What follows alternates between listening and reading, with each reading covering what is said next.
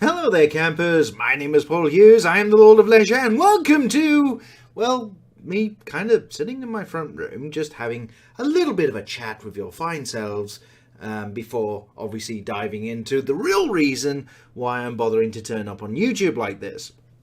Basically, as some of you may know, if you're bored enough to go to lordofleisure.com, you might find that from time to time I write a mini-mare about a given film that I've just watched. Not only had I been doing like aftermath YouTube videos where basically after watching an epic of epicness, say that 5 times first, I then stand in the middle of a cinema while other people just wander around, talk complete and utter bollocks around me, going and all the other things obviously in the background, yada yada yada.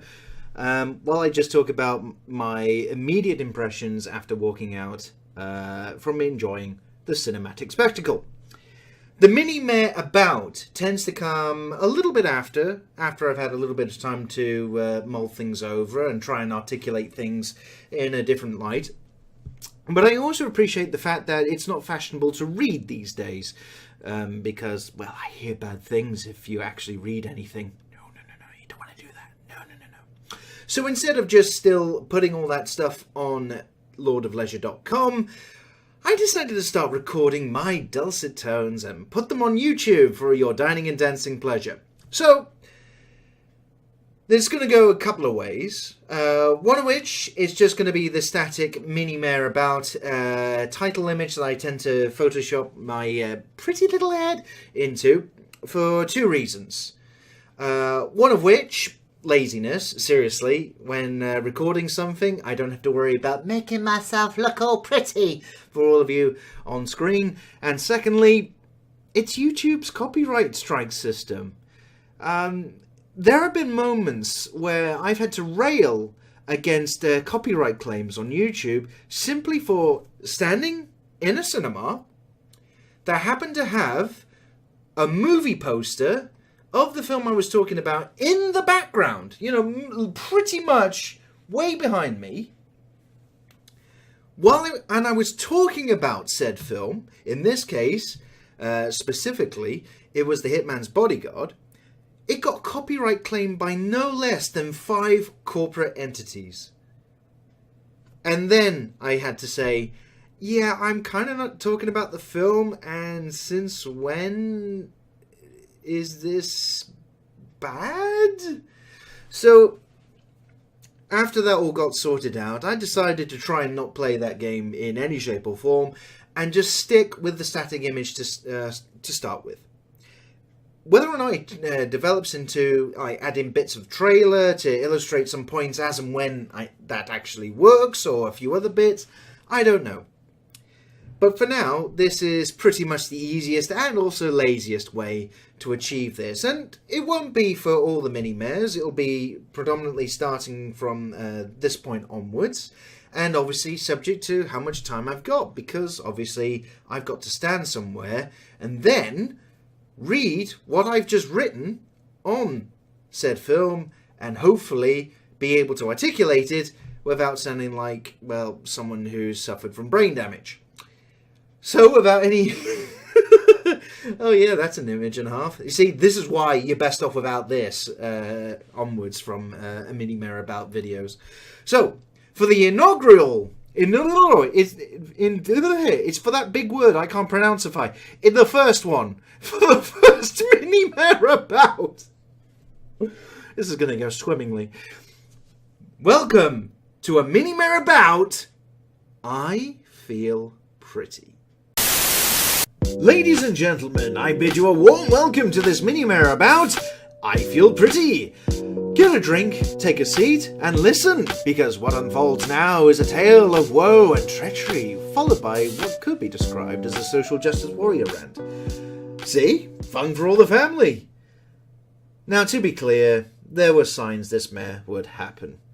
The trailer presented to the world about I Feel Pretty showed at best a third-rate level girl meets boy thing with vagina jokes, which I guess empower women now? Maybe? I even had to look up who Amy Schumer was, and that didn't yield a lot of information. Well, other than she was basically a US-centric comedian who got more money off Netflix when she wasn't paid as much as other male comedians. She also did some films, including one with John Cena. So, in fact, this year's Blockers, for example, was not his first film, much to my surprise. None of Amy Schumer's stuff is really my cup of tea, it appears, mainly because I have testicles and I don't worry about generic gender-specific issue here. So already, I know that not only am I so wrong to be watching this, I also know there will be plenty of counter-arguments back simply because I'm a frumpy fat dude with delusions of grandeur. But bear with me here, and I will make the case for the horror that I witnessed. Technical problems had hindered said viewing on a dark and cold Monday night down at the Odeon Wimbledon, but it actually turned out to be a small blessing. You see, we reached a lovely scene in the park where our leading lady, Amy Schumer, playing whatever character she wants, was opposite her bearded boyfriend, who she earlier chatted up at a dry cleaner's.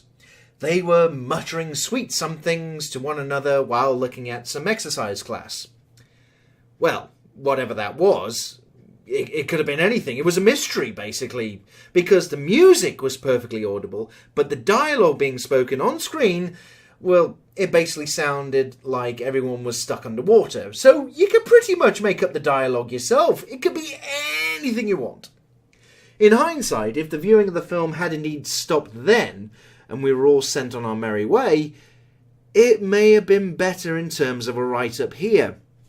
You see, that's the weirdest part. Up until roughly 60 to 70% of the total film runtime, I Feel Pretty had been just a mediocre girly film, which required about as much intelligence to get your head around as a dot-to-dot puzzle that only had 2 dots.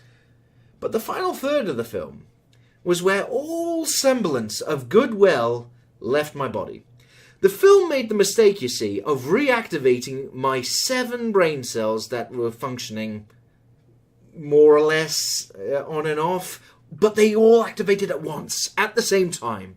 And this in turn made me disgusted with the events of how we arrive at the eventual happy ending. I Feel Pretty is supposed to be about body image for women, and about how we all struggle to look perfect in society, to be accepted in general. It's supposed to show that it's actually all about how we are as a human being that makes us feel, well, whether or not it makes us sexy or not. It's, of course, confidence.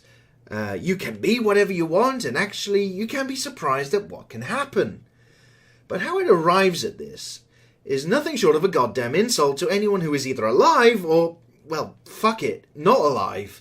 Amy Schumer's character has several head injuries through the film without receiving any medical attention.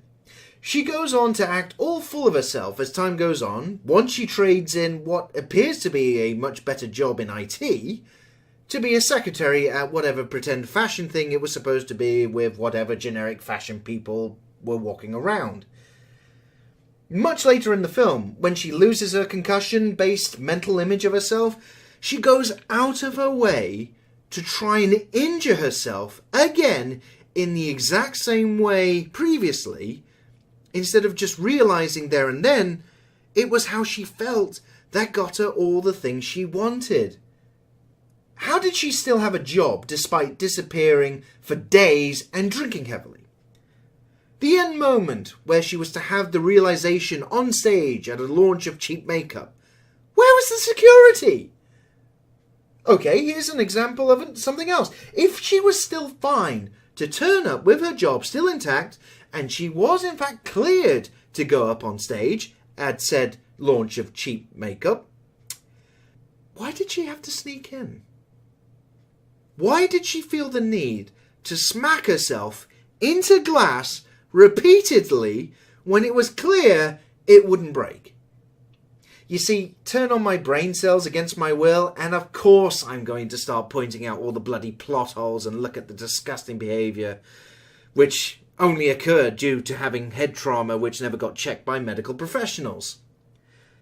Though maybe that explains why Amy Schumer makes wonderful speeches about women in society, to then only be thicker than the village idiot 3 seconds later. Under other comedies about body image and inner beauty, a la the long since forgotten but now sorely missed Shallow Hal with Jack Black, it wouldn't have mattered if there were tons of plot points which didn't make sense. The cast and writers brought us along for the ride, and in the end, you feel good anyway. None of that happens here. It was unfunny for a huge amount of the film, where the few laughs that did actually happen came mostly from other cast members, and by the time we struggle to the end of the movie, it's like we were supposed to be clapping, jumping up and down in our chairs going, "Woo!" just for Amy Schumer. You go, girl, and all that. She is wonderful, and whatever else. Well, no. This was utter trash that one day hopes to grow up to be a piece of entertainment. And actually, it was borderline insulting to anyone with brains larger than a leprechaun's testicle. I wonder if the studios who put up money for this will actively sue to get some of their investment back, because based on what was vomited on screen, they may actually win such a case. I feel pretty? More like I feel pretty shit. Please, for the love of God, don't watch this. Drink paint instead. It would be less toxic. Well, campers, that was a lot of fun. I guess, maybe? I don't know. But if you like that shit, of course, feel free to do all the usual comment bollocks on YouTube and all the rest of that. Say yes, no, blah, blah, blah, whatever you fancy, because let's be honest, the likelihood of anyone actually doing so is non-existent. But in any case, we'll see how this goes. And if it's not complete shit, then hey! Until next time, campers, I have been Paul Hughes, I have been the Lord of Leisure, sitting right here, talking to you. No, did the wink. You see, this is why a static image is better. No, forget this. No, don't look at me. Don't look at me. I know I'm hideous.